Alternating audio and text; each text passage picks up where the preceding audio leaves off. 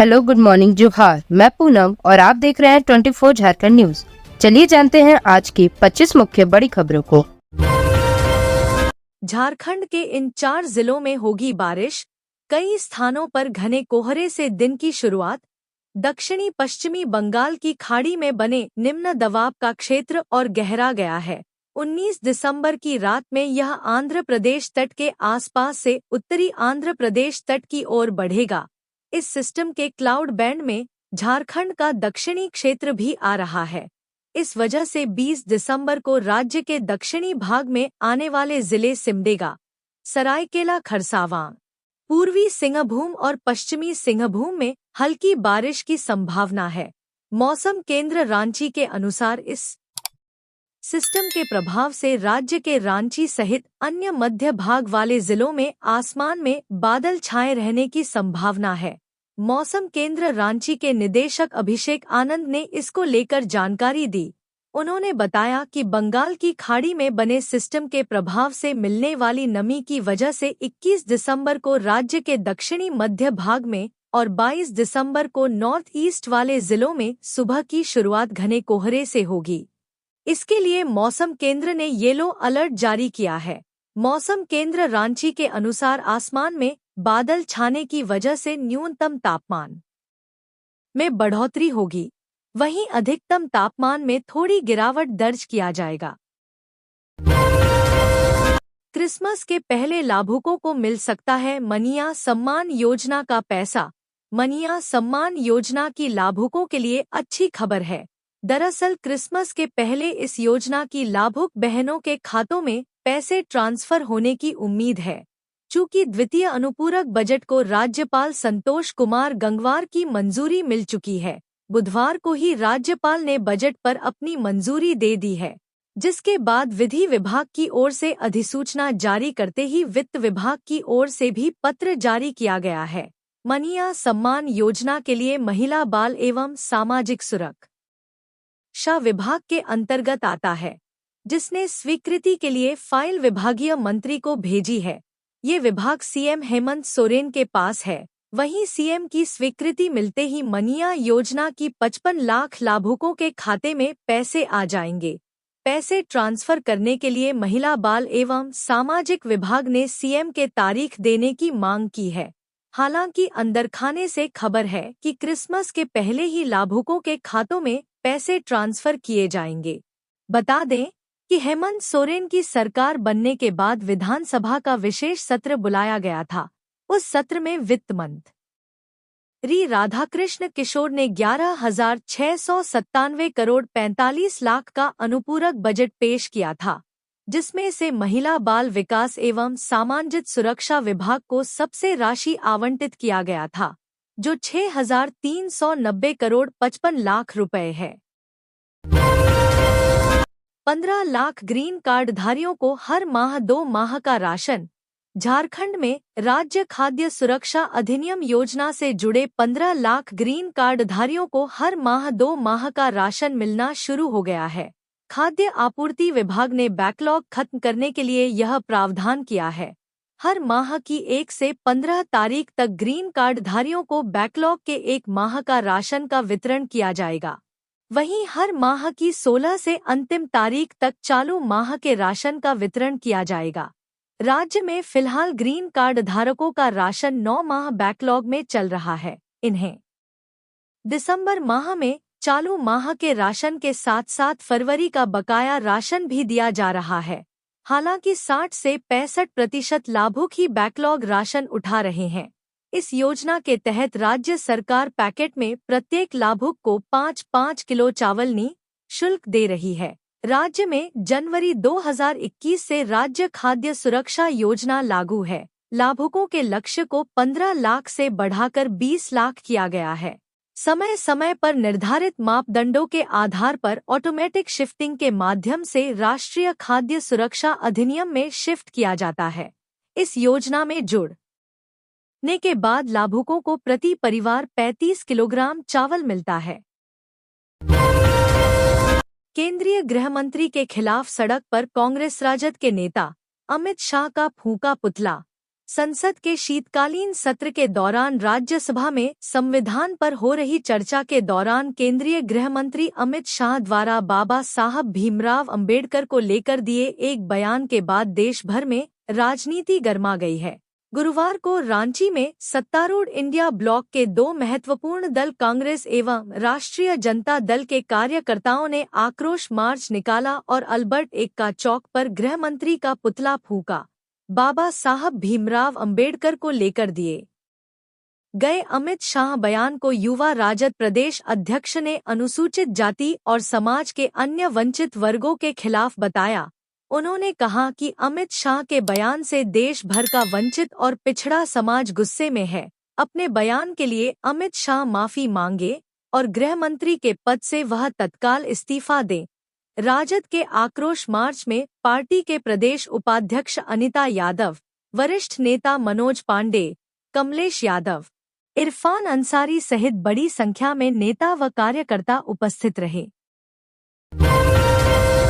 School में छुट्टी के वक्त सादे लिबास में तैनात हो पुलिस के जवान।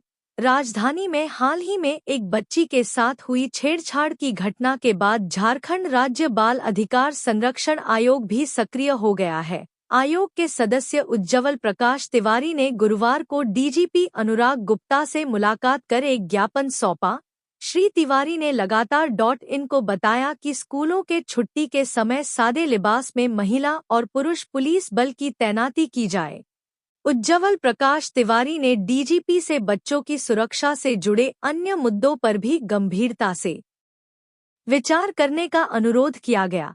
डीजीपी ने उनकी बातों को गंभीरता से सुना और उचित कार्रवाई का भरोसा दिया है।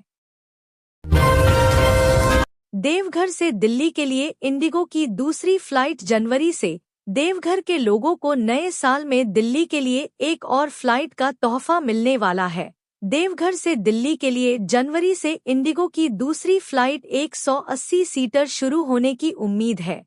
यात्रियों की बढ़ती संख्या को देखते हुए नागरिक उड्डयन मंत्रालय ने इसकी तैयारी शुरू कर दी है। जानकारी के अनुसार गोड्डा सांसद निशिकांत दुबे की मांग पर नागरिक उड्डयन मंत्री राम नायडू ने इस दिशा में पहल की है। मंत्री के निर्देश पर डीजीसीए ने इंडिगो की देवघर से दिल्ली दूसरी फ्लाइट का स्लॉट देने की प्रक्रिया पूरी कर ली है। देवघर एयरपोर्ट पर नाइट लैंडिंग की सुविधा है। इंडिगो की दूसरी फ्लाइट प्रतिदिन शाम में दिल्ली से देवघर पहुंचेगी और रात में वापस दिल्ली लौट जाएगी। ज्ञात हो कि दिल्ली से देवघर की पहली फ्लाइट दोपहर में है। शाम की दूसरी फ्लाइट की सुविधा शुरू होने का सबसे बड़ा फायदा यह होगा कि बाबा बैद्यनाथ के दर्शन को इच्छुक श्रद्धालु दोपहर की फ्लाइट से दिल्ली से देवघर आकर बाबा मंदिर में पूजा अर्चना कर शाम की फ्लाइट से वापस दिल्ली लौट सकेंगे। इससे देवघर आने वाले हवाई यात्रियों की संख्या में वृद्धि होने की उम्मीद है। मनीया सम्मान योजना का पैसा जल्द होगा जारी। नए साल का तोहफा देंगे हेमंत सोरेन। हेमंत सरकार की महत्वाकांक्षी मनीया सम्मान योजना को लेकर नया अपडेट आया है। जानकारी के मुताबिक हेमंत सरकार मनीया सम्मान की 5वीं किस्त की राशि 2,500 रुपये 28 दिसंबर तक महिलाओं के बैंक खाते में भेज दिए जाएंगे। सीएम हेमंत सोरेन इसे खुद जारी करेंगे और इसके लिए तैयारियां शुरू कर दी गई है। राज्यपाल संतोष गंगवार ने विधानसभा में पेश हुए द्वितीय अनुपूरक बजट को मंजूरी दे दी है। राज्यपाल से मंजूरी मिलने के बाद वित्त विभाग ने अधिसूचना जारी कर दी है। वहीं मनीया सम्मान योजना की राशि कल्याण विभाग को भेज दी गई है। बता दें, विधानसभा चुनाव के बाद सदन में मनीया सम्मान योजना और बिजली बिल माफी योजना को लेकर 11,697 करोड़ रुपए का बजट पेश किया था। ऐसी सूचना है कि 25 से 28 दिसंबर को किसी भी दिन 57 लाख से अधिक महिलाओं के बैंक खाते में पैसे भेजे जाएंगे। बता दें, हेमंत सोरेन ने यह योजना राज्य की 18 से 50 वर्ष की महिलाओं के लिए शुरू किया है, जिसमें इनके खाते में 1,000 रुपए भेजे जाते थे। लेकिन विधानसभा चुनाव से पहले सीएम हेमंत सोरेन ने अपनी कैबिनेट की आखिरी बैठक में इस राशि को बढ़ाकर 2,500 रुपए कर दिया, जो कि चुनाव में उनकी जीत की सबसे बड़ी वजह बनी। अब सरकार बनने के बाद सरकार ने राशि को खातों में भेजने की तैयारी शुरू कर दी है। अब एक ही भवन में होंगे 4 तरह के थाने। डीजीपी अनुराग गुप्ता ने तैयार की है योजना। झारखंड के बड़े शहरों में अब एक ही भवन में 4 तरह के थाने होंगे। इसके लिए बहुमंजिली इमारत का निर्माण किया जाएगा। भवन के एक मंजिल में साइबर थाना, दूसरे में महिला थाना, तीसरे में SC/ST थाना और चौथे मंजिल पर HTU थाना होगा। इंटीग्रेटेड थाना भवन के निर्माण के लिए यह योजना डीजीपी अनुराग गुप्ता ने तैयार की है। इसके क्रियान्वयन की जिम्मेवारी उन्होंने IG प्रोविजन पंकज कंबोज को सौंपी है। झारखंड पुलिस मुख्यालय की ओर से इस योजना को पूरा कराने के लिए शुक्रवार को विभिन्न जिलों के SP के साथ वीडियो कॉन्फ्रेंसिंग के माध्यम से बैठक की जाएगी। इसमें SP से जमीन की उपलब्धता के आधार पर थाना निर्माण के लिए पुलिस मुख्यालय को प्रस्ताव तैयार कर भेजने को कहा जाएगा। पुलिस अधिकारियों के अनुसार उक्त थाना भवन में महिला पुलिसकर्मियों के रहने के लिए अलग से बैरक की व्यवस्था होगी। इसके अलावा नए भवन में महिला पुलिस पदाधिकारियों और कर्मियों के लिए अलग से सुविधा होगी। अलग अलग थाना के निर्माण से जहां एक और अधिक भूमि की आवश्यकता होगी, वहीं निर्माण पर अधिक खर्च भी होगा, लेकिन एक जगह पर सभी थाना होने से लोगों को सुविधा होगी। झारखंड आंदोलनकारियों को अब मिलेगा अधिक पेंशन, 10,000 रुपया प्रतिमाह देने की तैयारी। झारखंड आंदोलनकारियों को अब राज्य सरकार प्रतिमाह 10,000 रुपये पेंशन देंगी। आंदोलनकारियों की पेंशन राशि बढ़ाने के साथ ही इसकी श्रेणियों को भी खत्म कर एक समान पेंशन देने की व्यवस्था की जा रही है। अब तक यह पेंशन जेल में रहने की अवधि के आधार पर 3 श्रेणियों में दी जा रही थी।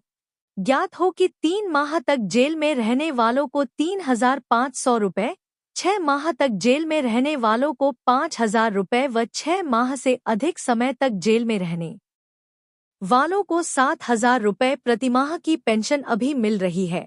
जो जेल नहीं गए लेकिन आंदोलन में शामिल रहे, उन्हें केवल प्रशस्ति पत्र व सम्मान मिलता था। अब प्रशस्ति पत्र के अलावा 1,000 से 1,500 रुपये की राशि भी दी जाएगी। अब तक करीब 40,000 आंदोलनकारी चयनित किए जा चुके हैं। आंदोलनकारियों को एक समान पेंशन देने संबंधित फाइल गृह विभाग के विभागीय मंत्री हेमंत सोरेन को भेजी गई है। गृह मंत्री के रूप में मुख्यमंत्री हेमंत सोरेन की सहमति के बाद उक्त फाइल कैबिनेट की स्वीकृति के लिए भेजी जाएगी।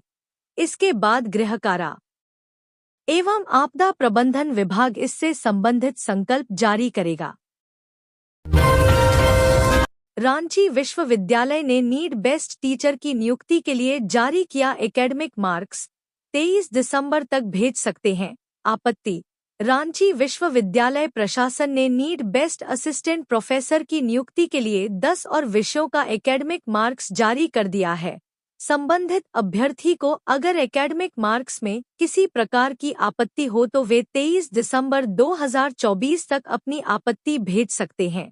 विवि ने जिन 10 विषयों का एकेडमिक मार्क्स जारी किया है उनमें बॉटनी में 31 अभ्यर्थी, केमिस्ट्री में 139 अभ्यर्थी, कॉमर्स में 428 अभ्यर्थी, अंग्रेजी में 291 अभ्यर्थी, हिंदी में 377 अभ्यर्थी, इतिहास में 534 अभ्यर्थी, भौतिकी में 107 अभ्यर्थी, पॉलिटिकल साइंस में 316 अभ्यर्थी, संस्कृत में 74 अभ्यर्थी व उर्दू में 171 अभ्यर्थी शामिल हैं। विश्वविद्यालय शीघ्र ही नियुक्ति के लिए इंटरव्यू का आयोजन करेगा। विश्वविद्यालय में 25 विषयों में लगभग 299 पदों पर नीड बेस्ट असिस्टेंट प्रोफेसर की नियुक्ति की जानी है। इस नियुक्ति में अतिथि शिक्षकों ने भी आवेदन किया है। नियुक्त शिक्षकों को प्रतिमाह अधिकतम 57,700 रुपये मिलेंगे। अनुकंपा के आधार पर मिलेगी 5 लोगों को नौकरी। रांची डीसी की अध्यक्षता में हुई बैठक में लिए गए कई निर्णय। रांची के डीसी मंजुनाथ भजंत्री के द्वारा आज गुरुवार को समाहरणालय ब्लॉक स्थित कार्यालय कक्ष में अनुकंपा समिति के आधार पर नियुक्ति संबंधित बैठक आयोजित की गई।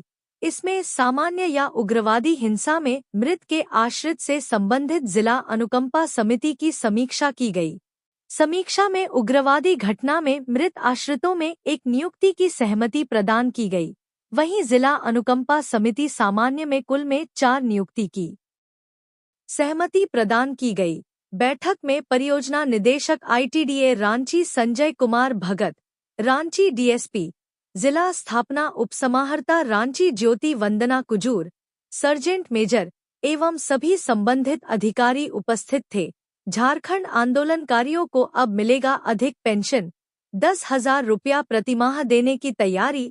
झारखंड आंदोलनकारियों को अब राज्य सरकार प्रतिमाह 10,000 रुपये पेंशन देंगी। आंदोलनकारियों की पेंशन राशि बढ़ाने के साथ ही इसकी श्रेणियों को भी खत्म कर एक समान पेंशन देने की व्यवस्था की जा रही है। अब तक यह पेंशन जेल में रहने की अवधि के आधार पर 3 श्रेणियों में दी जा रही थी। ज्ञात हो कि 3 माह तक जेल में रहने वालों को 3,500 रुपये, 6 माह तक जेल में रहने वालों को 5,000 रुपये व 6 माह से अधिक समय तक जेल में रहने वालों को 7,000 रुपये प्रतिमाह की पेंशन अभी मिल रही है। जो जेल नहीं गए लेकिन आंदोलन में शामिल रहे, उन्हें केवल प्रशस्ति पत्र व सम्मान मिलता था। अब प्रशस्ति पत्र के अलावा 1,000 से 1,500 रुपये की राशि भी दी जाएगी। अब तक करीब 40,000 आंदोलनकारी चिन्हित किए जा चुके हैं।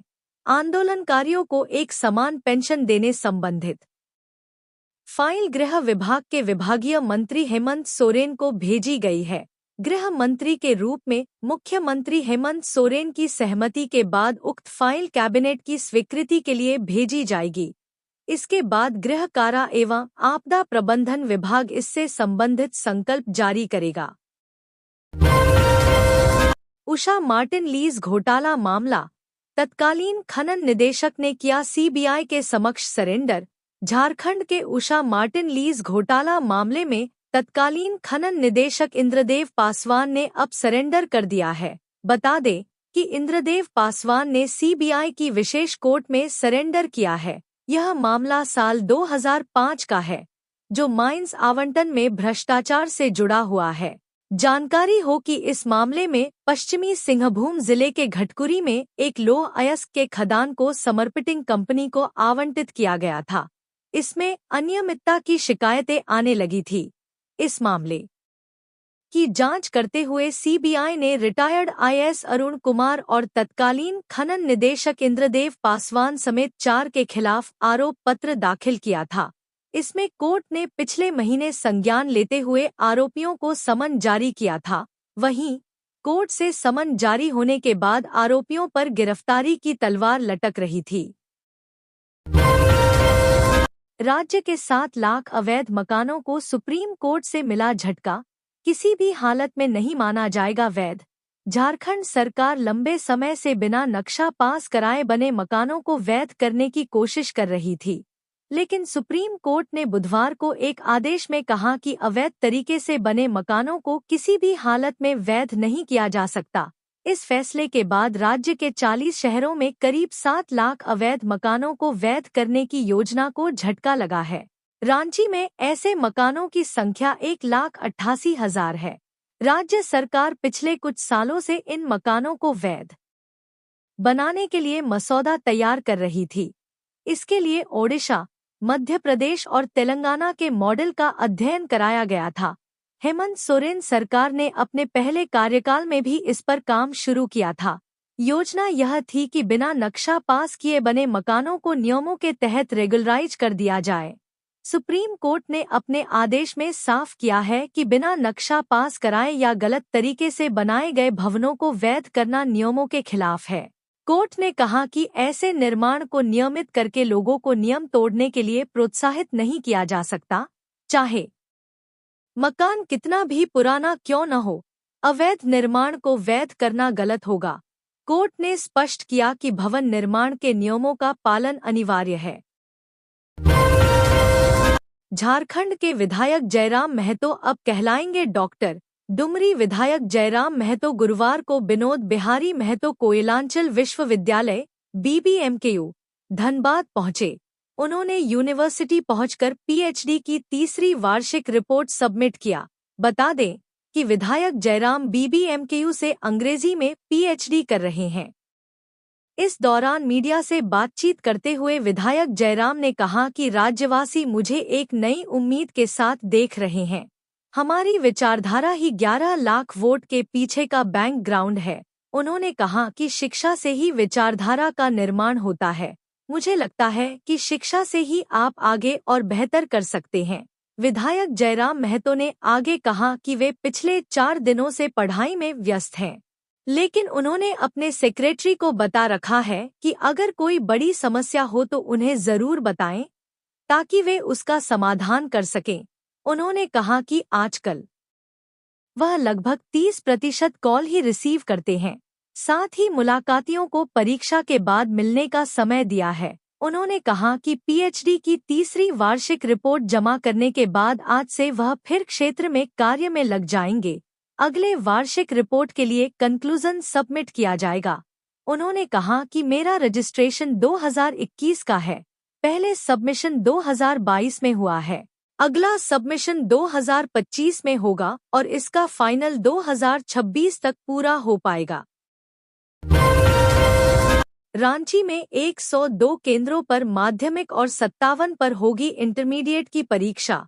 माध्यमिक व इंटरमीडिएट परीक्षा 2025 के लिए परीक्षा केंद्र के चयन को लेकर रांची डीसी मंजुनाथ भजंत्री ने गुरुवार को समिति की बैठक की।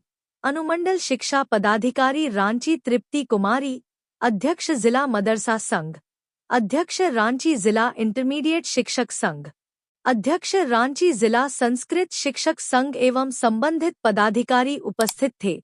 डीसी ने माध्यमिक व इंटरमीडिएट परीक्षा 2025 के लिए निर्धारित केंद्रों की प्रखंडवार एवं अनुमंडलवार समीक्षा की।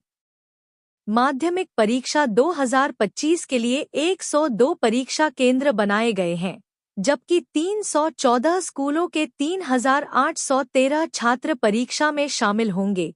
इंटरमीडिएट परीक्षा 2025 के लिए प्रखंडवार एवं अनुमंडलवार 57 परीक्षा केंद्र बनाए गए हैं। सभी परीक्षा केंद्र रांची, बुंडू, खलारी व सिल्ली अनुमंडल में बनाए गए हैं। 115 स्कूलों के 42,121 छात्र इंटरमीडिएट की परीक्षा देंगे। सड़क सुरक्षा को लेकर एडीजी अभियान ने की समीक्षा बैठक। सड़क सुरक्षा को लेकर एडीजी अभियान संजय आनंद लाटकर ने समीक्षा बैठक की। यह बैठक वीडियो कॉन्फ्रेंसिंग के माध्यम से गुरुवार को हुई, जिसमें सभी जिले के एसपी शामिल हुए। बैठक में जिला में घटित सड़क दुर्घटनाओं की चर्चा और चिन्हित ब्लैक स्पॉट और अलग अलग स्थानों में एमवी एक्ट के तहत गई कार्रवाई के बारे में जानकारी ली गई। साथ ही सभी थानों में first aid kit, breath analyser, speed gun meter उपलब्धता और प्रशिक्षित पुलिस कर्मियों की संख्या की समीक्षा की गई।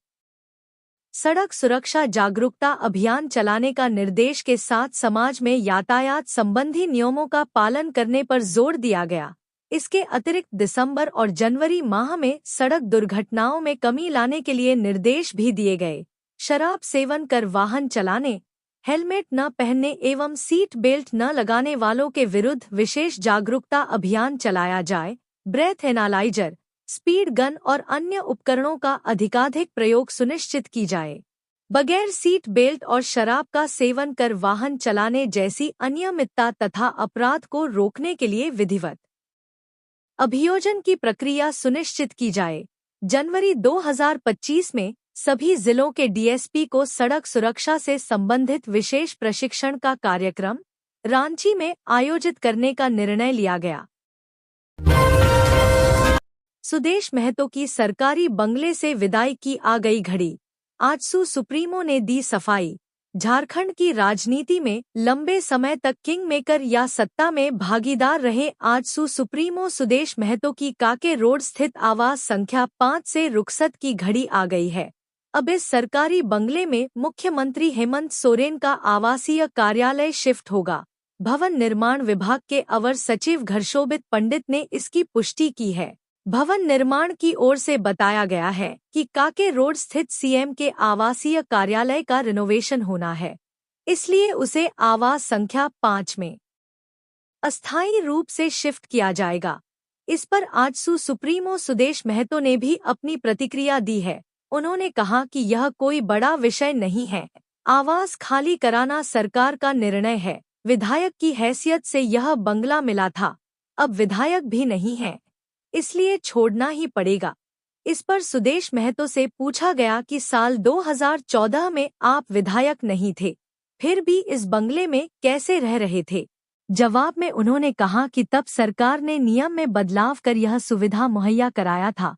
सुदेश महतो ने कहा कि इस बार उस बंगले को मिनिस्टर पुल में रखा गया है, लिहाजा मेरे लिए वो छत कोई विषय नहीं है। खास बात है कि काके रोड पर सीएम के आवासीय कार्यालय सीएमओ से सुदेश महतो का सरकारी बंगला सटा हुआ है, इसलिए मुख्यमंत्री को आवासीय कैंपस के रास्ते नए दफ्तर तक पहुंचने में काफी सहूलियत होगी। दरअसल मुख्यमंत्री बनने के बावजूद हेमंत सोरेन काके रोड स्थित उसी आवास में रह रहे हैं जो उन्हें नेता प्रतिपक्ष के रूप में आवंटित हुआ था।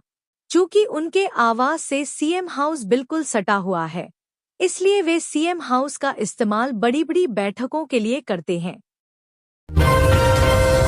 बकाया वसूली पर मचा घमासान जारी।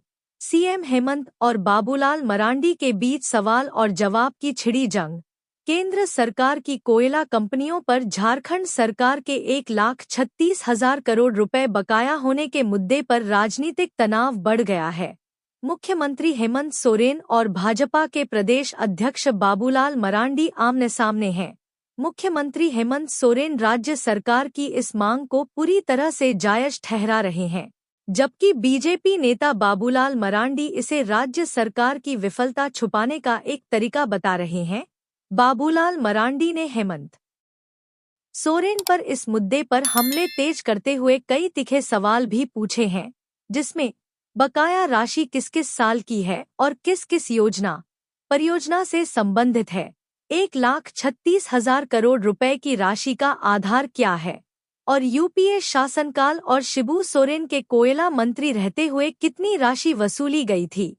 अभी हाल ही में हुए झारखंड विधानसभा चुनाव में बुरी तरह से हार का सामना कर चुकी भाजपा इस मुद्दे पर संभल कर बयान देती दिख रही है। जाहिर है भाजपा राज्य की जनता को निराश भी नहीं करना चाहती। बाबूलाल मरांडी का कहना है कि झारखंड की जनता के अधिकार के लिए भाजपा खड़ी है, मगर राज्य सरकार द्वारा पेश किए जा रहे दावों और आंकड़ों को फर्जी बता रही है। भाजपा अपने ऊपर लग रहे आरोपों से पल्ला झाड़ते हुए इस बात की भी आशंका जता रही है कि कहीं राज्य सरकार बकाया राशि का मुद्दा उठाकर मुख्यमंत्री सम्मान योजना की राशि देने में विफलता के दोषारोपण की भूमिका तैयार करने की कोशिश तो नहीं कर रही है। मुख्यमंत्री हेमंत सोरेन ने प्रधानमंत्री नरेंद्र मोदी के नाम जारी पोस्टर के जरिए बकाया राशि का विवरण भी साझा किया है। इसमें लिखा हुआ है कि केंद्र की कंपनियों पर कुल बकाया राशि 1,36,042 करोड़ है, जिसमें वॉश्ड कोयला रॉयल्टी मद में 2,900 करोड़, पर्यावरण मंजूरी सीमा के उल्लंघन मद में 32,000 करोड़ और भूमि अधिग्रहण मुआवजे के रूप में 41,142 करोड़ बकाया है। मंत्री दीपिका पांडे ने समीक्षा बैठक में ली प्रगति रिपोर्ट और आगे की रणनीति पर चर्चा की। गुजरात में दुष्कर्म मामले पर कहा, झारखंड सरकार में ग्रामीण विकास मंत्री दीपिका पांडे सिंह ने ग्रामीण विकास विभाग के अधिकारियों के साथ बैठक की। इस बैठक में विभागीय कार्यों की समीक्षा की गई और उनके प्रभावी क्रियान्वयन पर चर्चा की गई। अधिकारियों से विभाग की विभिन्न योजनाओं और परियोजनाओं की प्रगति रिपोर्ट प्राप्त की गई और आगे की रणनीति पर विचार विमर्श किया गया। बैठक का मुख्य उद्देश्य ग्रामीण क्षेत्रों में विकास कार्यों को और अधिक सुदृढ़ बनाना और उनकी गुणवत्ता में सुधार लाना था। संबंधित अधिकारियों को निर्धारित समय सीमा में लक्ष्य पूरा करने के लिए प्रतिबद्धता और समर्पण के साथ कार्य करने के निर्देश दिए गए। उन्होंने विभागीय अधिकारियों को अहम दिशा निर्देश दिया। कहा कि योजनाओं को लेकर गंभीरता से आगे बढ़े, अबुआ आवास योजना को लेकर आ रहे कठिनाइयों को दूर करे, किसको तीसरा किस्त नहीं मिला है उसकी जानकारी लेकर जल्द भुगतान करे, मनरेगा मजदूरी के बकाये भुगतान की अड़चनें दूर हो, इस वित्तीय वर्ष की योजनाओं को कम से कम समय पर पूरा किया जाए। मंत्री दीपिका पांडे ने कहा, विभाग में बहुत काम है, सरकार ग्रामीण विकास को लेकर गंभीर है। वहीं दीपिका पांडे ने गुजरात में पांकी की बेटी के साथ घटी घटना के बारे में भी कहा। उन्होंने कहा कि उन्होंने गुजरात के मंत्री से मिलने का समय मांगा था, लेकिन अंतिम समय में टाइम नहीं दिया गया। सरकार की तरफ से पीड़ित परिवार को 4 लाख का चेक और 50,000 नकद दिया गया है। जरूरत पड़ने पर उसके इलाज का खर्च सरकार देगी। बता दें कि गुजरात के भरूच स्थित झगड़िया जीआईडीसी क्षेत्र में झारखंड की एक नाबालिग बच्ची के साथ दुष्कर्म हुआ था, जिसके बाद पीड़ित बच्ची का इलाज अंकलेश्वर अस्पताल से भरूच सिविल और फिर वडोदरा के एसएसजी अस्पताल में हो रहा है। मामले की जानकारी के उपरांत मुख्यमंत्री ने मंत्री दीपिका पांडे सिंह के नेतृत्व में टीम को वडोदरा भेज बच्ची को मदद पहुंचाया। तो ये थी आज की झारखंड की टॉप बड़ी खबरें। इसी तरह झारखंड की हर छोटी सी बड़ी खबर देखने के लिए आप हमारे चैनल 24 झारखंड न्यूज को सब्सक्राइब करके बेल आइकन प्रेस कर ले, जिससे झारखंड की हर छोटी सी बड़ी खबर की अपडेट आप तक पहुंचता रहे। तो आज के लिए बस इतना ही, हमें दीजिए इजाजत, फिर मिलते हैं नेक्स्ट न्यूज में।